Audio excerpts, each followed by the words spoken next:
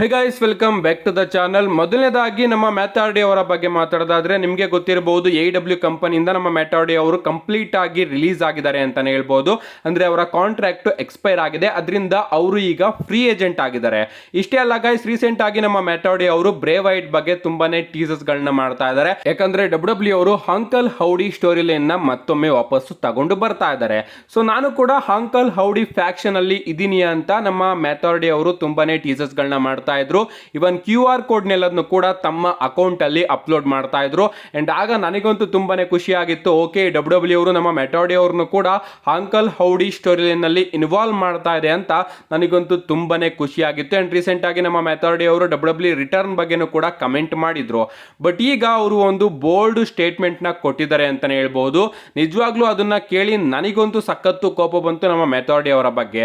ಅವ್ರು ಹೇಳ್ತಾರೆ, ನಾನು ಈ ರೀತಿ ಹಾಂಕಲ್ ಹೌಡಿಯ ಟೀಸರ್ಸ್ ಗಳನ್ನ ಮಾಡ್ತಿರೋದು ಕೇವಲ ನನ್ನ ಮೇಲೆ ಎಲ್ಲ ಸ್ಪಾಟ್ ಲೈಟ್ ಬರಲಿ ಅಂತ, ಎಲ್ಲರ ಗಮನ ನನ್ನ ಮೇಲೆ ಬರಲಿ ಅಂತ. ಯಾಕಂದ್ರೆ ನಾನಿವಾಗ ಫ್ರೀ ಏಜೆಂಟ್ ಆಗಿದ್ದೀನಿ. ಸೊ ನಾನಿವಾಗ ಫ್ರೀ ಏಜೆಂಟ್ ಆಗಿರೋದು ಎಲ್ಲ ಕಂಪ್ನಿಗಳಿಗೂ ಕೂಡ ಗೊತ್ತಾಗಿ ಕಂಪ್ನಿಗಳಿಂದ ನನಗೆ ಆಫರ್ ಬರಬೇಕು ಅಂತ ನಾನು ಈ ರೀತಿ ಟೀಸರ್ಸ್ಗಳನ್ನ ಮಾಡ್ತಾ ಇದ್ದೀನಿ ಅಂತ ನಮ್ಮ ಮ್ಯಾಥಾರ್ಡಿ ಅವರು ತಿಳಿಸಿದ್ದಾರೆ. ಗೈಸ್, ಲಿಟ್ರಲಿ ಆ ಒಂದು ವಿಚಾರನ ಕೇಳಿ ನನಗಂತೂ ಸಖತ್ತು ಕೋಪ ಬಂತು. ಅವರು ಫೇಮಸ್ ಆಗೋದಕ್ಕೋಸ್ಕರ ಈ ಒಂದು ಐಡಿಯಾನ ನಮ್ಮ ಮ್ಯಾಥಾರ್ಡಿ ಅವರು ಯೂಸ್ ಮಾಡ್ಕೋತಾ ಇದ್ದಾರೆ ಅಂತ ಅವರೇ ರಿವೀಲ್ ಮಾಡಿದ್ದಾರೆ. ಗೈಸ್, ಇದು ಸಖತ್ತು ಸೆನ್ಸಿಟಿವ್ ವಿಚಾರ, ಬ್ರೇ ವೈಟ್ ಅವರ ಲೈಫಿಗೆ ಕನೆಕ್ಟ್ ಆಗಿರ್ತಕ್ಕಂತಹ ವಿಚಾರ. ಈ ವಿಚಾರದಲ್ಲೂ ಕೂಡ ನೀವು ಫೇಮಸ್ ಆಗೋದಕ್ಕೆ ಯೂಸ್ ಮಾಡ್ಕೊಂಡ್ರೆ ನಿಮ್ಮನ್ನೆಲ್ಲ ಏನಂತ ಅನ್ಬೇಕು ಅಂತ ನನಗಂತೂ ಅರ್ಥ ಆಗ್ತಾ ಇಲ್ಲ. ಸೊ ಸಖತ್ತು ಖುಷಿ ಆಗಿತ್ತು ನನಗೆ, ನಮ್ಮ ಮ್ಯಾಥಾರ್ಡಿ ಅವರು ಕೂಡ ಬರ್ತಾ ಇದ್ದಾರೆ, ಜಾಯಿನ್ ಆಗ್ತಾ ಇದ್ದಾರೆ ಅಂತ. ಬಟ್ ಈ ವ್ಯಕ್ತಿ ಈ ರೀತಿ ಒಂದು ದೊಡ್ಡ ಸ್ಟೇಟ್ಮೆಂಟ್ ನ ಕೊಟ್ಟಾದ್ಮೇಲೆ ಜಾಯಿನ್ ಆಗ್ಬೇಕಾ ಅನ್ನೋ ಒಂದು ಡೌಟ್ ಬರ್ತಾ ಇದೆ. ಸೊ ಜಾಯಿನ್ ಆದ್ರೆ ಓಕೆ, ಅವರು ತನ್ನ ದಿಕ್ಕನ್ನ ತಪ್ಪಿಸೋದಕ್ಕೋಸ್ಕರ ಫ್ಯಾನ್ಸ್ಗಳು ಜಾಯಿನ್ ಆಗ್ತಾ ಇದಾರಲ್ಲ, ಆ ಸರ್ಪ್ರೈಸ್ ಲೀಕ್ ಆಗುತ್ತೆ ಅನ್ನೋ ಒಂದಕ್ಕೋಸ್ಕರನಾದ್ರೂ ಈ ಸ್ಟೇಟ್ಮೆಂಟ್ ನ ಕೊಟ್ಟಿರಬಹುದು. ಬಟ್ ಈ ರೀತಿ ಬೋಲ್ಡ್ ಸ್ಟೇಟ್ಮೆಂಟ್ ನ ಕೊಡೋದು ನಿಜವಾಗ್ಲೂ ತುಂಬಾ ದೊಡ್ಡ ತಪ್ಪು. ಅಂಡ್ ಅದನ್ನ ಈಗ ನಮ್ಮ ಮ್ಯಾಥಾರ್ಡಿ ಅವರು ಮಾಡಿದ್ದಾರೆ. ಸೊ ಇದ್ರ ಬಗ್ಗೆ ನಿಮ್ಮ ಅನಿಸಿಕೆ ಏನು? ನಿಮ್ಮ ಅನಿಸಿಕೆನ ಕಮೆಂಟ್ ಮಾಡಿ. ನೆಕ್ಸ್ಟ್ ಅಪ್ಡೇಟ್ ಕಡೆ ಬರೋದಾದ್ರೆ ಇದಿರ್ತಕ್ಕಂಥದ್ದು ನಮ್ಮ ಚಾಡ್ ಗೇಬಲ್ ಅವರ ಬಗ್ಗೆ. ನಿಮ್ಮೆಲ್ಲರಿಗೂ ಕೂಡ ಗೊತ್ತೇ ಇರಬಹುದು, ಮಂಡೇ ನೈಟ್ ರಲ್ಲಿ ನಮ್ಮ ಚಾಡ್ ಗೇಬಲ್ ಅವರ ಹೀಲ್ ಟರ್ನ್ ನಮಗೆ ನೋಡೋದಕ್ಕೆ ಸಿಗುತ್ತೆ. ಲಿಟರಲಿ ಸಖತ್ತಾಗಿತ್ತು ಅಂತಾನೆ ಹೇಳ್ಬಹುದು. ಫುಲ್ ಕ್ರೌಡ್ ನಮ್ಮ ಚಾಡ್ ಗೇಬಲ್ ಅವರಿಗೆ ಬೂನ ಮಾಡ್ತಾ ಇರುತ್ತೆ. ಒಂದು ಹೊಸದೇನೋ ವಿಚಾರನ WWE ಅವರು ಟ್ರೈ ಮಾಡಿದ್ದಾರೆ ಅಂತಾನೆ ಹೇಳ್ಬಹುದು. ಸೊ ಈಗ ಅಪ್ಡೇಟ್ ಗಳು ಬರ್ತಿರೋ ಪ್ರಕಾರ ನಮ್ಮ ಚಾಡ್ ಗೇಬಲ್ ಅವರ ಜೊತೆ ನಮ್ಮ ಕ್ರೀಡ್ ಬ್ರದರ್ಸ್ ಅವರು ಕೂಡ ಜಾಯಿನ್ ಆಗಬಹುದು ಅಂತ ಅಪ್ಡೇಟ್ ಗಳು ಬರ್ತಾ ಇದೆ. ನಮ್ಮ ಟ್ರಿಪಲ್ ಎಚ್ ನಿಮಗೆ ಗೊತ್ತಿರಬಹುದು, ಫ್ಯಾಕ್ಷನ್ಸ್ ಗಳ ಮೇಲೆ ಸಖತ್ತು ಇನ್ವೆಸ್ಟ್ಮೆಂಟ್ ನ ಮಾಡ್ತಾ ಇದ್ದಾರೆ. ಸೊ ಅದೇ ರೀತಿ ನಮಗೆ ಚಾಡ್ ಗೇಬಲ್ ಅವರ ಒಂದು ಹೊಸ ಫ್ಯಾಕ್ಷನ್ ಇಲ್ಲಿ ನಮಗೆ ನೋಡೋದಕ್ಕೆ ಸಿಗಬಹುದು. ಅಂಡ್ ಚಾಡ್ ಗೇಬಲ್ ಅವರ ಜೊತೆ ನಮಗೆ ಕ್ರೀಡ್ ಬ್ರದರ್ಸ್ ಗಳು ಕೂಡ ತಮ್ಮ ಹೀಲ್ ಟರ್ನ್ ನ ಮಾಡಿ ಇವ್ರದೇ ಒಂದು ಹೊಸ ಫ್ಯಾಕ್ಷನ್ ನೋಡೋದಕ್ಕೆ ಸಿಗಬಹುದು ಅಂತ ಅಪ್ಡೇಟ್ ಗಳು ಬರ್ತಾ ಇದೆ. ಈ ರೀತಿ ಆದ್ರೆ ಚೆನ್ನಾಗಿರುತ್ತೆ ಗಾಯ್ಸ್. ಓಕೆ, ಫೈನಲಿ ನಮ್ಮ ಚಾಡ್ ಗೇಬಲ್ ಅವ್ರಿಗೂ ಕೂಡ WWE ಅವರು ಒಂದು ಒಳ್ಳೆ ಅದ್ಭುತವಾದ ಬುಕಿಂಗ್ ನ ಕೊಡ್ತಾ ಇದಾರೆ ಅಂತ ಅನ್ಕೋತೀನಿ. ಈ ರೀತಿ ಏನಾದ್ರು WWE ಅವರು ಪ್ಲಾನ್ ಮಾಡಿದ್ರೆ. ನಮ್ಮ ನೆಕ್ಸ್ಟ್ ಅಪ್ಡೇಟ್ ಕಡೆ ಬರೋದಾದ್ರೆ ಇದಿರ್ತಕ್ಕಂಥದ್ದು ನಮ್ಮ ವಿನ್ಸೆಂಟ್ ಕೆನಡಿ ಮಿಕ್ಮ್ಯಾನ್ ಅವರ ಬಗ್ಗೆ. ನಿಮಗೆ ಗೊತ್ತಿರಬಹುದು, TKO ಗ್ರೂಪ್ ಇಂದ ಅಫಿಷಿಯಲ್ ಆಗಿ ನಮ್ಮ ವಿನ್ಸ್ ಮಿಕ್ಮ್ಯಾನ್ ಅವರು ತಮ್ಮ ಎಲ್ಲಾ ಶೇರ್ಸ್ ಗಳನ್ನು ಕೂಡ ಮಾರಾಟ ಮಾಡಿ ಹೊರಗಡೆ ಬಂದಿದ್ದಾರೆ. ಸೊ ಈಗ WWE ಹಾಗೆ ನಮ್ಮ ವಿನ್ಸ್ ಮಿಕ್ಮ್ಯಾನ್ ಅವರ ನಡುವೆ ಯಾವ ರೀತಿಯ ಸಂಬಂಧ ಇಲ್ಲ. ಬಟ್ ನಮ್ಮ ವಿನ್ಸ್ ಮಿಕ್ಮ್ಯಾನ್ ಅವರು ಡೊನಾಲ್ಡ್ ಟ್ರಂಪ್ ಜೊತೆ ಸಂಬಂಧನ ಇಟ್ಕೊಂಡಿದ್ದಾರೆ, ಅಂದ್ರೆ ಫ್ರೆಂಡ್ಶಿಪ್ ಸಂಬಂಧನ ಇಟ್ಕೊಂಡಿದ್ದಾರೆ ಅಂತಾನೆ ಹೇಳ್ಬಹುದು. ನಿಮಗೆ ಗೊತ್ತಿರಬಹುದು, ಹಿಂದೆ ನಮ್ಮ ಡೊನಾಲ್ಡ್ ಟ್ರಂಪ್ ಅವರು ಕೂಡ WWE ಅಲ್ಲಿ ನೋಡೋದಕ್ಕೆ ಸಿಕ್ಕಿದ್ರು. ವಿನ್ಸ್ ಮಿಕ್ಮ್ಯಾನ್ ಹಾಗೆ ಡೊನಾಲ್ಡ್ ಟ್ರಂಪ್ ಅವರ ನಡುವೆ ಒಂದು ಸ್ಟೋರಿ ಲೈನ್ ಕೂಡ ನೋಡೋದಕ್ಕೆ ಸಿಕ್ಕಿತ್ತು. ಅದರಲ್ಲಿ ನಮ್ಮ ಡೊನಾಲ್ಡ್ ಟ್ರಂಪ್ ಅವರು ನಮ್ಮ ವಿನ್ಸ್ ಮಿಕ್ಮ್ಯಾನ್ ಅವರ ತಲೆನ ಶೇವ್ ಮಾಡಿದ್ರು ಅಂತಾನೆ ಹೇಳ್ಬಹುದು. ಸೊ ಈಗ ನಮ್ಮ ವಿನ್ಸ್ ಮಿಕ್ಮ್ಯಾನ್ ಅವರು ಡೊನಾಲ್ಡ್ ಟ್ರಂಪ್ ಅವರ ಜೊತೆ ಚೆನ್ನಾಗಿ ಫ್ರೆಂಡ್ಶಿಪ್ ನ ಮೂವ್ ಮಾಡ್ತಾ ಇದ್ದಾರೆ. ನೀವು ಇಲ್ಲಿ ನೋಡ್ತಾ ಇರಬಹುದು ಫೋಟೋಸ್ ಗಳನ್ನ, ಯಾವ ರೀತಿ ಅವರು ಡೊನಾಲ್ಡ್ ಟ್ರಂಪ್ ನ ಮೀಟ್ ಮಾಡಿದ್ದಾರೆ ಅಂತ. ಅಂಡ್ ಇನ್ನ ಒಂದು ನ್ಯೂಸ್ ಬರ್ತಿದ್ದೇನಪ್ಪಾ ಅಂದ್ರೆ ನಮ್ಮ ವಿನ್ಸ್ ಮಿಕ್ಮ್ಯಾನ್ ಅವರು ತಮ್ಮದೇ ಆದ ಒಂದು ಹೊಸ ರೆಸ್ಲಿಂಗ್ ಕಂಪನಿನ ಓಪನ್ ಮಾಡಬೇಕು ಅಂತ ಅನ್ಕೊಂಡಿದ್ದಾರೆ ಅಂತ ಅಪ್ಡೇಟ್ ಗಳು ಬರ್ತಾ ಇತ್ತು. ಅವ್ರೇನಾದ್ರೂ ಈ ರೀತಿ ಏನಾದ್ರೂ ಥಿಂಕ್ ಮಾಡಿದ್ರೆ ಮುಂದಿನ ವರ್ಷ ಪ್ರಾಬಬ್ಲಿ ನಮ್ಮ ವಿನ್ಸ್ ಮಿಕ್ಮ್ಯಾನ್ ಅವರು ಈ ಎಲ್ಲಾ ಅಲಿಗೇಷನ್ಸ್ ಎಲ್ಲದೂ ಕೂಡ ಕ್ಲಿಯರ್ ಆದ್ಮೇಲೆ ತಮ್ಮದೇ ಆದ ಹೊಸ ಕಂಪನಿನ ಶುರು ಮಾಡಬಹುದು ಅಂತಾನು ಕೂಡ ನಮ್ಮ ವಿನ್ಸ್ ಮಿಕ್ಮ್ಯಾನ್ ಅವರು ಯೋಚನೆ ಮಾಡ್ತಾ ಇದ್ದಾರೆ ಅಂತ ಅಪ್ಡೇಟ್ ಗಳು ಬರ್ತಾ ಇತ್ತು. ಗೈಸ್, ನಾನು ಕೂಡ ಥಿಂಕ್ ಮಾಡ್ತೀನಿ, TKO ಗ್ರೂಪ್ ಅಲ್ಲಿ ಇದ್ದಂತಹ ಎಲ್ಲಾ ಶೇರ್ಸ್ ಕೂಡ ನಮ್ಮ ವಿನ್ಸ್ ಮಿಕ್ಮ್ಯಾನ್ ಅವರು ಮಾರಾಟ ಮಾಡಿದ್ದಾರೆ ಅಂದ್ರೆ ಅಷ್ಟೊಂದು ದುಡ್ಡನ್ನ ನಮ್ಮ ವಿನ್ಸ್ ಮಿಕ್ಮ್ಯಾನ್ ಅವರು ಈ ವಯಸ್ಸಲ್ಲಿ ಏನ್ ಮಾಡ್ತಾರೆ? ಪ್ರಾಬಬ್ಲಿ ನಮ್ಮ ವಿನ್ಸ್ ಮಿಕ್ಮನ್ ಅವರೇನಾದ್ರೂ ತಮ್ಮದೇ ಆದ ಹೊಸ ಕಂಪ್ನಿನ ಶುರು ಮಾಡಬೇಕು ಅಂತ ಏನಾದ್ರೂ ಅನ್ಕೊಂಡಿದ್ದೀರಾ? ಯಾಕಂದ್ರೆ ನಮ್ಮ ವಿನ್ಸ್ ಮಿಕ್ಮೆನ್ ಅವರ ಹಾಗೆ ಜಾನ್ ಸಿನಾ ಅವರ ರಿಲೇಶನ್ಶಿಪ್ ಚೆನ್ನಾಗಿದೆ, ರಾಕ್ ಅವರ ಜೊತೆನೂ ಕೂಡ ನಮ್ಮ ವಿನ್ಸ್ ಮಿಕ್ಮೆನ್ ಅವರ ರಿಲೇಶನ್ಶಿಪ್ ಚೆನ್ನಾಗಿದೆ. ಈ ಕಡೆ ನಮ್ಮ ಬ್ರಾಕ್ ಲೆಸ್ನರ್, ಗೋಲ್ಡ್ ಬರ್ಗ್ ಇವರ ಜೊತೆ ಎಲ್ಲ ನಮ್ಮ ವಿನ್ಸ್ ಮಿಕ್ಮೆನ್ ಅವರ ರಿಲೇಶನ್ಶಿಪ್ ಚೆನ್ನಾಗಿದೆ. ಈ ಕಡೆ ನಮ್ಮ ರೋಮನ್ ರೈನ್ಸ್ ಅವರ ಜೊತೆನೂ ಕೂಡ ನಮ್ಮ ವಿನ್ಸ್ ಮಿಕ್ಮೆನ್ ಅವರ ರಿಲೇಶನ್ಶಿಪ್ ಚೆನ್ನಾಗಿದೆ. ಸೊ ಈ ಒಂದು ರೆಸ್ಲಿಂಗ್ ಇಂದ ನಮ್ಮ ವಿನ್ಸ್ ಮಿಕ್ಮೆನ್ ಅವರು ದೂರ ಆಗ್ದಲೇನೆ ನಾನೇ ಒಂದು ಹೊಸ ರೆಸ್ಲಿಂಗ್ ಕಂಪನಿನ ಪ್ರಾರಂಭ ಮಾಡ್ತೀನಿ ಅಂತ ಹೇಳ್ಬಿಟ್ಟು ಅವ್ರೇನಾದ್ರೂ ಮುಂದಿನ ವರ್ಷ ಹೊಸ ರೆಸ್ಲಿಂಗ್ ಕಂಪನಿನ ಪ್ರಾರಂಭ ಮಾಡಬಹುದಾ? ಆ ಒಂದು ಕಂಪನಿಯಲ್ಲಿ Brock Lesnar, John Cena, Roman Reigns, Rock ಇವ್ರನ್ನೆಲ್ಲರನ್ನು ಕೂಡ ನಮ್ಮ ವಿನ್ಸ್ ಮಿಕ್ಮೆನ್ ಅವರು ಸೈನ್ ಮಾಡ್ಕೋಬಹುದಾ? ಗೈಸ್ ಜಸ್ಟ್ ಇಮ್ಯಾಜಿನೇಷನ್ ಮಾಡ್ಕೊಳ್ಳಿ, ಆ ರೀತಿ ಆದ್ರೆ ಯಾವ ರೀತಿ ಇರುತ್ತೆ ಅಂತ. ರಾಕ್ ಹಾಗೆ ಜಾನ್ ಸಿನಾ ಅವರು ತಮ್ಮ ರಿಟೈರ್ಮೆಂಟ್ ಮ್ಯಾಚ್ ಬಗ್ಗೆ ಮಾತಾಡ್ತಾ ಇದ್ದಾರೆ. ಅವರು ಬಂದ್ರೆ ಜಾಸ್ತಿ ಏನು ಮಾಡೋದಕ್ಕಾಗೋದಿಲ್ಲ. ಬಟ್ ಸಡನ್ ಆಗಿ ವಿನ್ಸ್ ಮಿಕ್ಮೆನ್ ಅವರು ಹೊಸ ಕಂಪನಿನ ಶುರು ಮಾಡಿ ಆ ಕಂಪನಿಯಲ್ಲಿ ಬ್ರಾಕ್ ಲೆಸ್ನರ್ ಅವರು ಬಂದ್ರೆ ಯಾವ ರೀತಿ ಇರುತ್ತೆ ಸ್ವಲ್ಪ ಥಿಂಕ್ ಮಾಡಿ. ಒಂದು ಕಡೆ ನಮ್ಮ ವಿನ್ಸ್ ಮಿಕ್ಮೆನ್ ಅವರೇ ಬೆಳೆಸಿದಂತಹ WWE ಕಂಪನಿ ಇದೆ. ಈಗ WWE ಕಂಪನಿಯಿಂದ ನಮ್ಮ ವಿನ್ಸ್ ಮಿಕ್ಮೆನ್ ಅವರೇ ಹೊರಗಡೆ ಬಂದ್ಬಿಟ್ಟು ತನ್ನದೇ ಆದ ಹೊಸ ಕಂಪನಿನ ಶುರು ಮಾಡೋದ್ರೆ ಯಾವ ಲೆವೆಲಿಗೆ ಇರುತ್ತೆ ಗಾಯ್ಸ್. ಅಂಡ್ ನಮ್ಮ ವಿನ್ಸ್ ಮಿಕ್ಮೆನ್ ಅವರ ಕಂಪನಿ WWE 100% ಕಾಂಪಿಟೇಷನ್ ನ ಕೊಟ್ಟೇ ಕೊಡುತ್ತೆ. ಯಾಕಂದ್ರೆ ನಮ್ಮ ವಿನ್ಸ್ ಮಿಕ್ಮೆನ್ ಅವರ ಮೈಂಡ್ ಆ ಥರದ್ದೇನು ಕೆಟ್ಟ ಮೈಂಡ್ ಅಲ್ಲ. WWE ನ $1 ಮಿಲಿಯನ್ ಕಂಪನಿಯಿಂದ $1 ಬಿಲಿಯನ್ ಕಂಪನಿವರೆಗೂ ನಮ್ಮ ವಿನ್ಸ್ ಮಿಕ್ಮೆನ್ ಅವರು ತಗೊಂಡು ಹೋಗಿದ್ದಾರೆ. ಅಂದ್ರೆ ಯಾವ ತರ ಯೋಚನೆ ಮಾಡಿರ್ತಾರೆ, ಬಿಸ್ನೆಸ್ ಮೈಂಡೆಡ್ ಅಂತ ನಿಮಗೆ ಗೊತ್ತೇ ಇರುತ್ತೆ. ಸೊ ಈ ಒಂದು ಟೈಮಲ್ಲಿ ನಮ್ಮ ವಿನ್ಸ್ ಮಿಕ್ಮೆನ್ ಅವರ ಹೊಸ ಕಂಪನಿ ಏನಾದ್ರೂ ನೋಡೋದಕ್ಕೆ ಸಿಕ್ಕರೆ ಸಖತ್ತಾಗಿರುತ್ತೆ. ಅಂಡ್ WWE ಕೂಡ ಹೊಸ ಕಾಂಪಿಟೇಟರ್ ಬಂದಂಗ ಅನ್ಸುತ್ತೆ. ನಿಮ್ಮ ಅಭಿಪ್ರಾಯ ಏನು ಗೈಸ್ ಇದ್ರ ಬಗ್ಗೆ? ಇದರಲ್ಲಿ ನೀವೇನಾದ್ರೂ ಇಂಟ್ರೆಸ್ಟಿಂಗ್ ಆಗಿದ್ದೀರಾ? ನಮ್ಮ ವಿನ್ಸ್ ಮಿಕ್ಮೆನ್ ಅವರ ಹೊಸ ಕಂಪನಿ ಬಂದ್ರೆ ಚೆನ್ನಾಗಿರುತ್ತಾ? ಹೊಸ ಕಂಪನಿ ಬಂದು ಅದರಲ್ಲಿ ಏನಾದ್ರೂ ನಮಗೆ ಬ್ರಾಕ್ ಲೆಸ್ನರ್ ಅವರು ನೋಡೋದಕ್ಕೆ ಸಿಕ್ಕಿದ್ರೆ ನೀವು ಆ ಒಂದು ಶೋನ ನೋಡ್ತೀರಾ?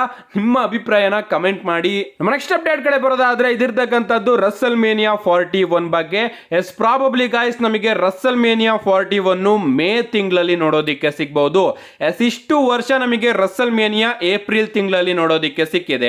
ಏಪ್ರಿಲ್ ಮೊದಲ ವಾರ ಅಥವಾ ಎರಡನೇ ವಾರದಲ್ಲಿ ನಮಗೆ ರಸಲ್ ಮೇನಿಯಾ ಇಷ್ಟು ವರ್ಷ ನೋಡೋದಕ್ಕೆ ಸಿಕ್ಕಿತ್ತು. ಒಂದ್ ರೀತಿ ಅದಕ್ಕೆ ನಾವು ಅಡಿಕ್ಟ್ ಆಗಿದ್ವು ಅಂತಾನೆ ಹೇಳ್ಬೋದು.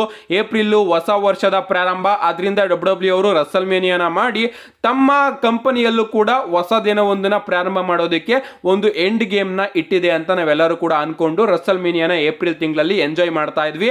ಬಟ್ ಈಗ ರಿಪೋರ್ಟ್ಸ್ ಗಳು ಬರ್ತಿರೋ ಪ್ರಕಾರ ನಮಗೆ ಮುಂದಿನ ವರ್ಷದ ರಸಲ್ ಮೇನಿಯಾ ಮೇ ತಿಂಗಳಲ್ಲೂ ಕೂಡ ನೋಡೋದಕ್ಕೆ ಸಿಗಬಹುದಂತೆ. ಅಂಡ್ WWE ಅವರು ಇದನ್ನ ಡಿಸ್ಕಷನ್ ಕೂಡ ನಡೆಸ್ತಾ ಇದಾರಂತೆ. ಅದಕ್ಕೆ ಒಂದ್ ರೀಸನ್ ಏನಪ್ಪಾ ಅಂದ್ರೆ ಕಾಂಪಿಟೇಷನ್ ಇಂದ ದೂರ ಉಳಿಯೋದಕ್ಕೆ. ಎಸ್ ಏಪ್ರಿಲ್ ತಿಂಗಳಲ್ಲೇನೆ ಆ ಯುನೈಟೆಡ್ ಸ್ಟೇಟ್ ಅಲ್ಲಿ ಒಂದು ಕಾಲೇಜು ಬ್ಯಾಸ್ಕೆಟ್ ಬಾಲ್ ಫೈನಲ್ ಕೂಡ ನೋಡೋದಕ್ಕೆ ಸಿಗುತ್ತಂತೆ. ಅಲ್ಲಿ ಆಡಿಯನ್ಸ್ ಗಳು ಡಿವೈಡ್ ಆಗ್ತಾರೆ. ರಸಲ್ ಮೇನಿಯಾನ ನೋಡೋದಕ್ಕೆ ಕಮ್ಮಿ ಆಡಿಯನ್ಸ್ ಗಳು ಬರ್ತಾರೆ, ಆ ಒಂದು ಬ್ಯಾಸ್ಕೆಟ್ ಬಾಲ್ ನ ನೋಡೋದಕ್ಕೆ ಸ್ವಲ್ಪ ಆಡಿಯನ್ಸ್ ಗಳು ಹೋಗ್ತಾರೆ. ಸೊ ಆಡಿಯನ್ಸ್ ಗಳು ಡಿವೈಡ್ ಆಗ್ತಾರೆ ಅನ್ನೋ ಒಂದು ರೀಸನ್ ಕೂಡ WWE ಅವರು ರಸಲ್ ಮೇನಿಯಾನ ಮೇನ್ ಅಲ್ಲಿ ಮಾಡೋ ರೀತಿ ಯೋಚನೆ ಮಾಡೋ ಹಂಗೆ ಮಾಡಿದೆ ಅಂತಾನೆ ಹೇಳ್ಬೋದು. ನನ್ನ ಪ್ರಕಾರ ಒಂದ್ ರೀತಿ ಒಳ್ಳೇದು ಕೂಡ ಆಗುತ್ತೆ, ಇನ್ನೊಂದ್ ರೀತಿ ಕೆಟ್ಟದು ಕೂಡ ಆಗುತ್ತೆ.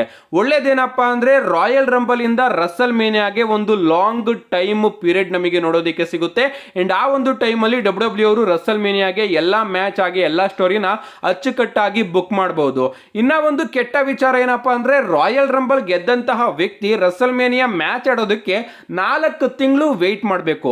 4 ತಿಂಗಳ ಬರಬೇಕು, ನಾನು ರಸಲ್ ಮೇನಿಯಾದಲ್ಲಿ ಮೇನ್ ಇವೆಂಟ್ ಮಾಡ್ತಾ ಇದ್ದೀನಿ ಅಂತ ಹೇಳ್ಬೇಕು, ಹೋಗ್ಬೇಕು. ಸೊ ಇದರಿಂದ ಒಳ್ಳೇದು ಇದೆ ಹಾಗೆ ಕೆಟ್ಟದು ಇದೆ.